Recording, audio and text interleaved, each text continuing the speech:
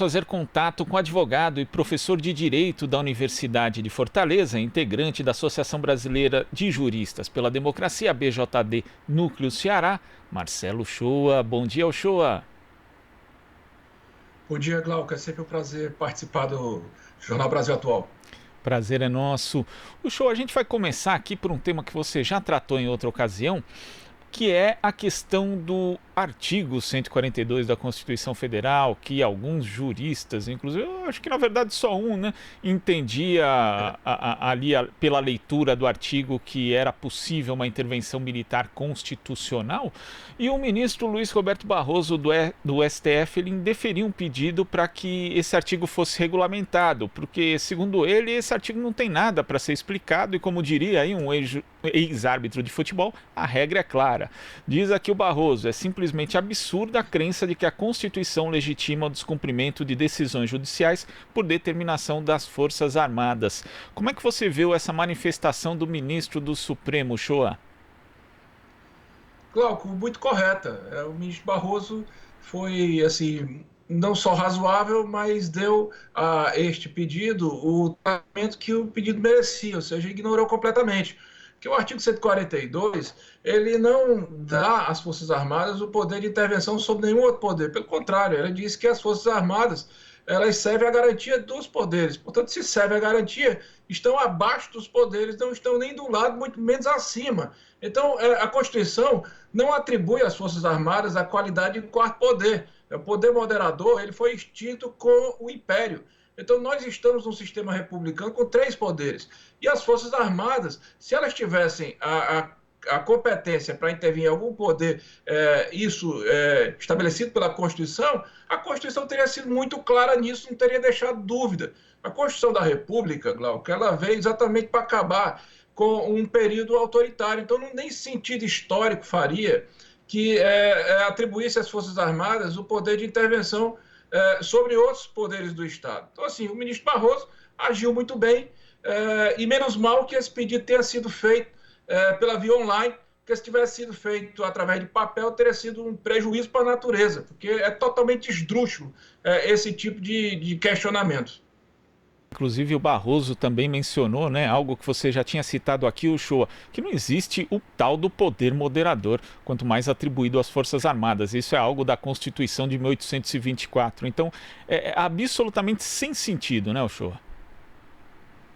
Nós estamos há 130 anos de república no país, e o poder moderador foi extinto pela Constituição de 1891.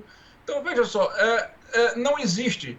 Há uma certa discussão dentro da doutrina de que o judiciário é quem vai manter o equilíbrio entre os demais poderes, funcionando, às vezes, como poder moderador, mas nem propriamente é um poder moderador.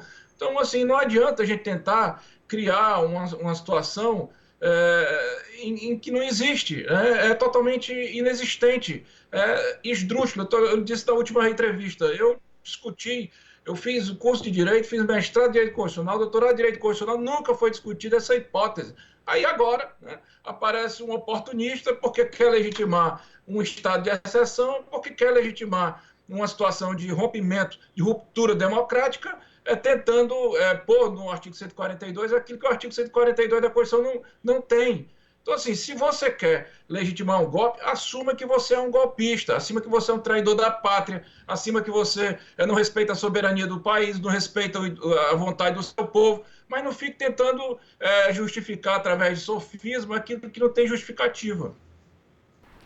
O Shoa, falando de outro tema aí que preocupa o governo federal, o inquérito das fake news. Ontem o Procurador-Geral da República, Augusto Aras, se manifestou defendendo a continuidade da investigação, mas ele fez ressalvas a respeito de possíveis medidas de ordem invasiva, como prisões preventivas e ações de busca e apreensão da Polícia Federal, pedindo que esse tipo de ordem seja enviada antes ao Ministério Público para que haja um parecer dos procuradores. Eu achei curioso, Shoa, porque é um pessoal que está descobrindo de forma muito tardia o garantismo, né? Pois eles passaram os últimos anos defendendo que todas essas garantias elas eram desnecessárias, elas não eram importantes, elas eram inconstitucionais. Agora eles estão defendendo as garantias. Eu até compreendo que o direito deve ser desenvolvido de uma maneira dentro da legalidade. Agora, não pode acontecer o que está querendo o procurador Arias, que é represar totalmente a investigação sobre o inquérito das fake news. Olha, Glauco, eu também acho que deve ser colocado baliza nesse inquérito aí. A baliza é o seguinte, é chegar de fato à origem das fake news, a origem intelectual dessas fake news, e uma outra baliza é chegar nas origens econômicas. Porque não pode mesmo esse inquérito circular só em torno daqueles que divulgavam a notícia adiante. Porque antes da divulgação teve alguém que planejou e teve alguém que financiou. Então, as balizas que devem ser colocadas são nesse sentido. Agora, o ministro Edson Fachin, inclusive, né, ele votou a favor do prosseguimento do inquérito das fake news. Essa questão vai ser retomada no dia 17 de junho. Ou seja, esse é, na verdade, o grande calcanhar de Aquiles hoje do governo de Jair Bolsonaro. Quer dizer, ainda tivemos aí a manifestação também do Ministério Público Eleitoral também endossando um pedido feito, né, para que um possível material achado aí no inquérito das fake news possa ser utilizado também na ação do TSE que pede a cassação da chapa Bolsonaro-Mourão. Esse é realmente o grande calcanhar de Aquiles, Uchoa? Ninguém tem culpa, né? Se esse governo ele tem no seu entorno todo esse rastro de indício de sujeira. A prova emprestada pode acontecer, sim. É claro que se você, através de outra investigação, acaba descobrindo elementos que possam ajudar numa outra, por que não pode ser utilizado? Pode. O Supremo não vai ser contra isso, o Supremo não vai, nessa decisão do pleno, dificilmente irá estancar o inquérito que anda em curso sobre a apuração das fake news, inclusive porque o Supremo não vai abrir, na altura desse campeonato, mão das suas prerrogativas. Foi ameaça aos próprios ministros da Corte, foi um atentado contra a imagem dos poderes da República. Então, o governo Bolsonaro, que está envolvido nisso aí, vai ter que responder. Se ele não quisesse responder, ele não tivesse criado, ou não tivesse, pelo menos, estimulado, ou então tentado surfar na onda do desastre que esse tipo de informação equivocada produziu, tanto junto ao Supremo, como também nas últimas eleições, né, que foram escancaradamente manipuladas por terceiros através de fake news. Agora, a gente sabe que o governo de Jair Bolsonaro é um governo em que um presidente tem círculo íntimo, né? Confia bastante ali nos seus filhos para a tomada de decisões. E ontem nós tivemos aí a recriação do Ministério das Comunicações, né? O anúncio dessa recriação. E o secretário atual, Fábio Weingarten, vai se tornar secretário executivo do Ministério, que vai ser ocupado pelo Fábio Faria, ele que é deputado federal do PSD do Rio Grande do Norte e genro do empresário Silvio Santos. A gente vê mais uma vez aí essa política, digamos, familiar, entre aspas, numa área tão importante como a comunicação. Como é que você viu o anúncio dessa recriação desse ministério?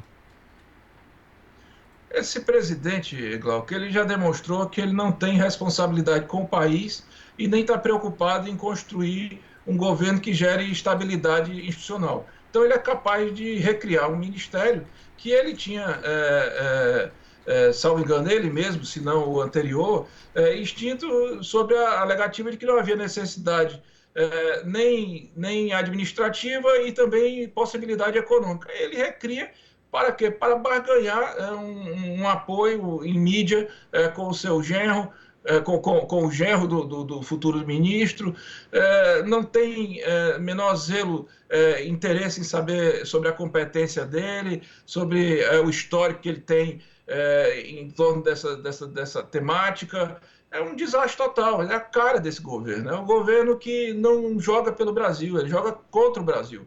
Quanto mais ele puder fazer para afundar o país, ele vai fazer. A única preocupação do presidente da República hoje é se manter a qualquer custo.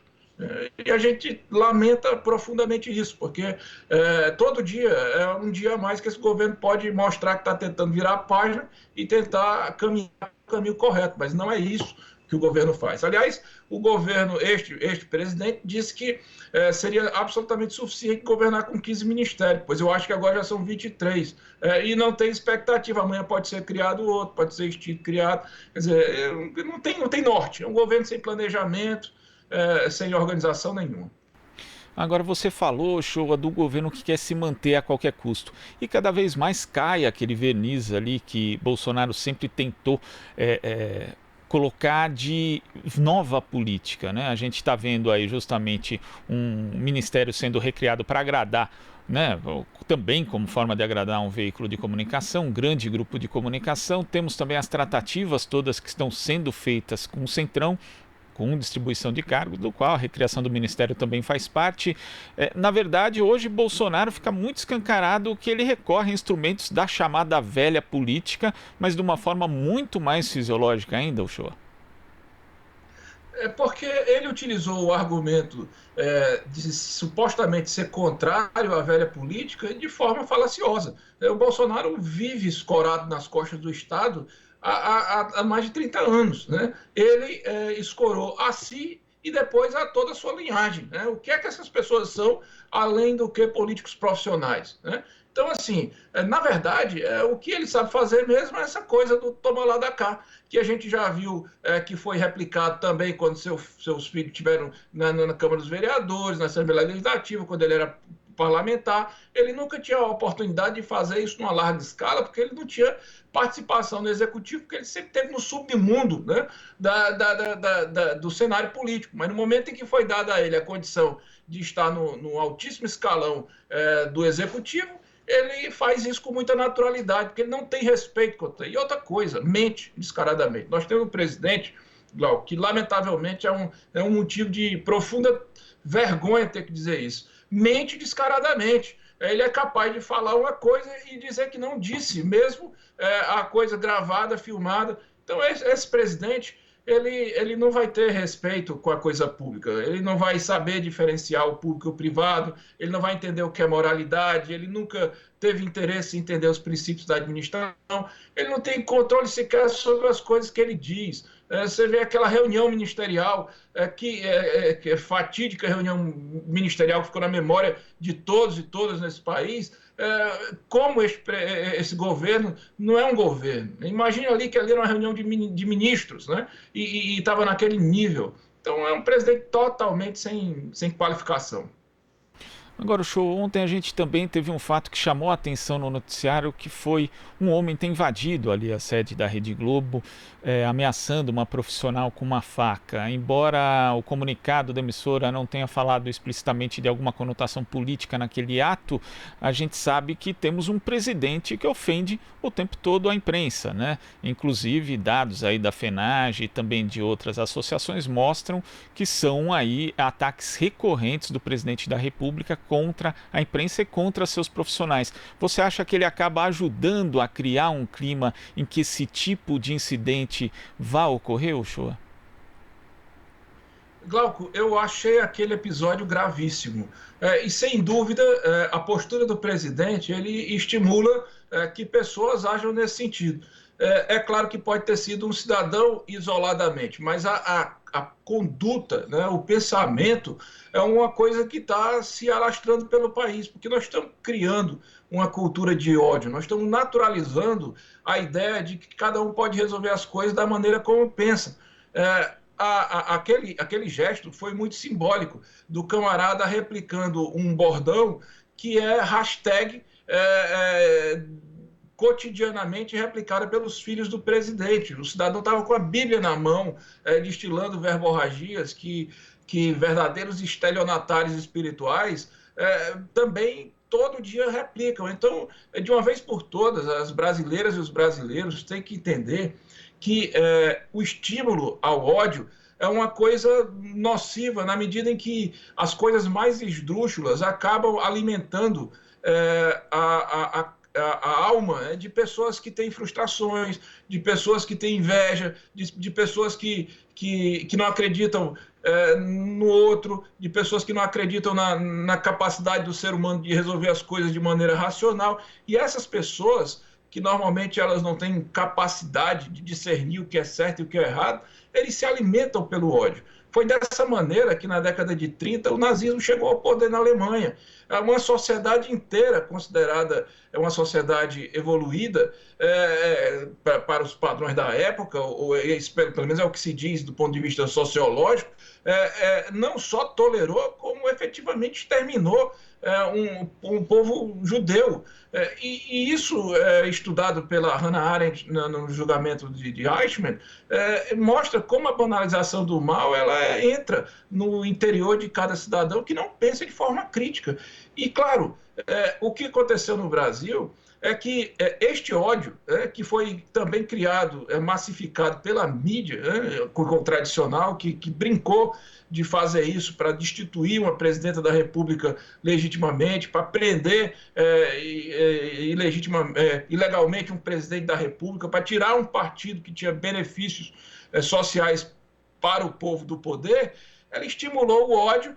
E, no final das contas, o ódio acabou criminalizando a política e abriu espaço para quem? Para o fascismo, que se alimenta sobrevive do ódio. Só que agora, quando a mídia tradicional vê que isso, vê o sistema fechando e sabendo que fechando, fecha para todo mundo, inclusive para si, começou a denunciar e o fascismo não quer saber disso. Ela vai tratar a mídia como uma inimiga, porque para o fascismo o que é bom mesmo é a rede social, porque ela pode passar adiante as suas mensagens, cada vez mais de fake news, cada vez mais de intolerância. Então a Globo, lamentavelmente, ela simboliza isso. E eu lamento muito que os jornalistas que tenham que pagar por isso. Agora, o que aconteceu ontem, Glauco, poderia ter acontecido talvez há 10 dias lá na frente do Palácio da Alvorada. Os jornalistas pararam de fazer aquela entrevista com o presidente da República porque estavam sendo abordados de forma violenta por seguidores do presidente da República, e o presidente da República aceita isso de forma muito natural, porque ele vive do ódio. Mas nós não podemos entrar nessa, Nós não podemos deixar de acreditar que é através do diálogo político que a gente resolve as nossas divergências. Porque vai ter um momento em que nós vamos tirar este presidente e nós vamos ter que reconstruir um país. E para a gente reconstruir o país, a gente não precisa se amar, mas a gente tem que pelo menos entender as diferenças, se tolerar e ter um pensamento que a democracia é o que vale. É isso, o respeito é fundamental numa democracia. Uchoa, queria agradecer a sua presença, a sua participação aqui no Jornal Brasil Atual e até a próxima.